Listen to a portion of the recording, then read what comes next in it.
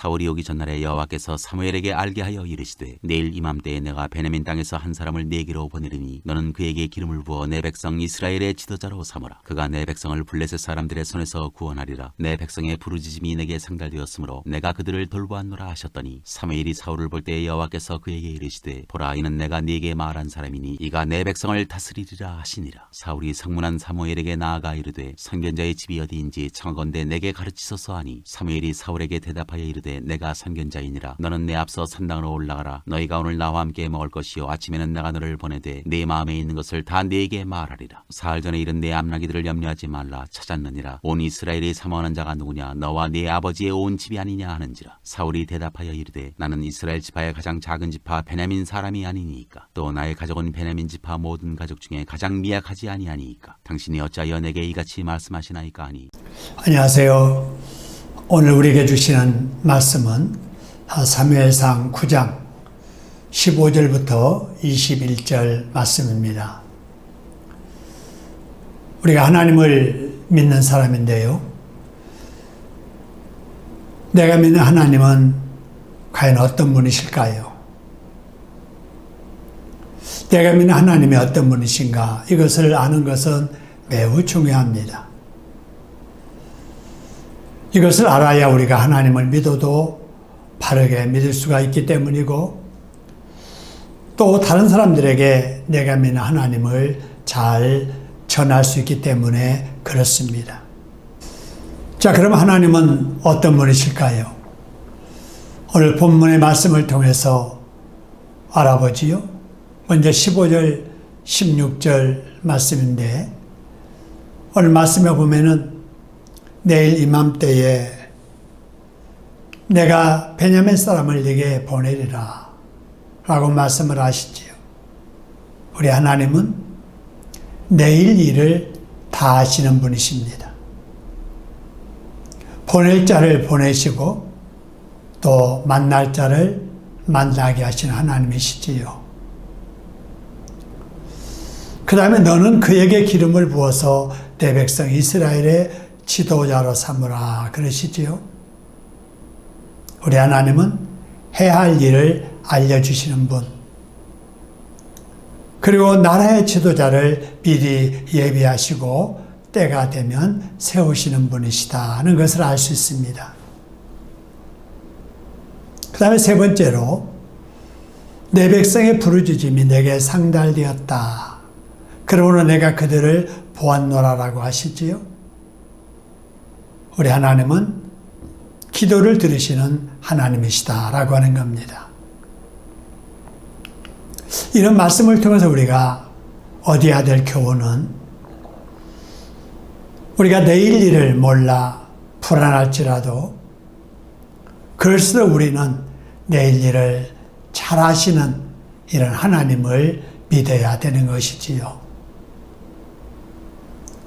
그 다음에 우리에게 필요한 것이 좋은 만남인데 여러분 만나야 할 사람을 만나게 하시는 분이 하나님이시다라는 거지요. 그래서 우리가 기도할 때도 좋은 사람을 만나게 하시는 하나님 아버지 그 사람을 순적하게 만나게 해달라고 기도해야 할 것입니다. 세 번째로 하나님께서는 기도를 다 들으시는 분이십니다. 이스라엘 백성들의 기도소리를 들으셨던 하나님께서 지금도 코로나 때문에 힘들고 어려워하는 우리들의 기도를 들어주실 줄로 믿습니다. 코로나 빨리 물러나야 됩니다. 그러기 위해서 인간들이 힘쓰고 애쓰고 최선을 다하지만은 예측 불가능한 상황입니다. 하나님이 해결해 주셔야 됩니다. 이를 위해서 기도하는 우리가 되기를 소원합니다. 다음으로 20절에서 21절 말씀인데요. 20절 말씀은 사무엘이 사울에게 한 말이고 21절은 사울이 사무엘에게 한 말입니다. 20절에서 사무엘이 사울에게 한 말은 온 이스라엘이 사모하는 자가 누구냐? 또한 내 아버지의 온 집이 아니냐라는 말씀인데, 이 말씀을 좀 쉽게 이해하기 위해서 다르게 번역한 공동 번역의 말씀 보면은 이렇게 번역합니다. 이스라엘의 모든 기대가 누구의 어깨에 걸려 있는지 아시오? 그대와 그대의 가문에 걸려 있어 라고 되어 있습니다. 사울 당신이 이스라엘의 왕이 되어야 할 사람이라는 겁니다. 참 이 말은 평민이었던 사울이 듣기에 상상치 못했던 좋은 말이지요. 요즘 내년 대선을 앞에 두고 많은 사람들이 서로 대통령이 되겠다고 난리입니다. 여야에서 수백 명에 가까운 사람들이 대통령이 되겠다는 거예요. 근데 이 당시 사울의 경우는 경선이 아니라 단일 지명 후보입니다. 하나님께서 사울을 지명하여 이스라엘의 지도자로 세우시겠다는 겁니다. 속된 말로 별을 붙잡는 순간입니다. 가문의 영광이지요. 이때 사울은 어떻게 반응을 했는가? 21절에 보면은 아주 솔직하고 겸손하게 고백합니다. 나는 이스라엘 지파의 작은 지파 베냐민 사람이 아닙니까? 또 나의 가족은 베냐민 지파 모든 가족 중에 가장 미약하지 않습니까? 근데 어찌해서 내가 이런 말씀을 하십니까? 라고 고백하지요. 실제로 그는 가장 약한 지파의 가장 약한 가족 중에 한 사람이었습니다. 솔직하고 겸손하게 고백한 거지요. 근데 하나님께서는 이렇게 약한 지파에서 이스라엘의 왕이 나오게 하셨다는 거예요. 왜 그랬을까?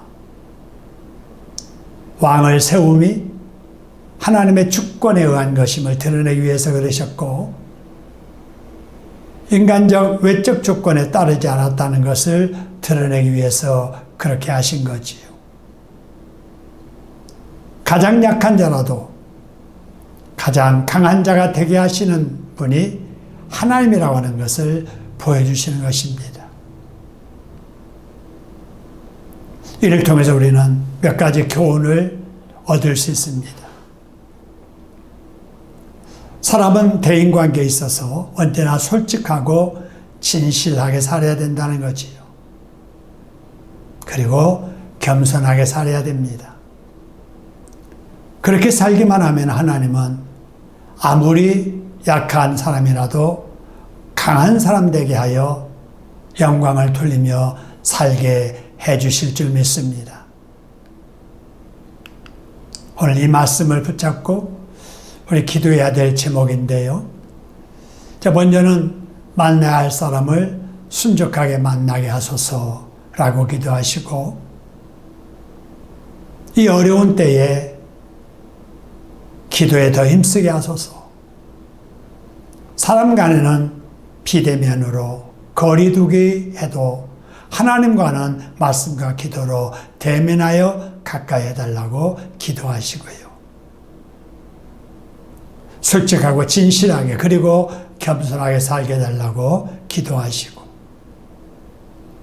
약한 사람이라도 강한 사람이 되게 하신 하나님을 믿고 하나님께 쓰임받기 위해서 준비 잘하면서 살게 하소서라고 기도하시기 바랍니다.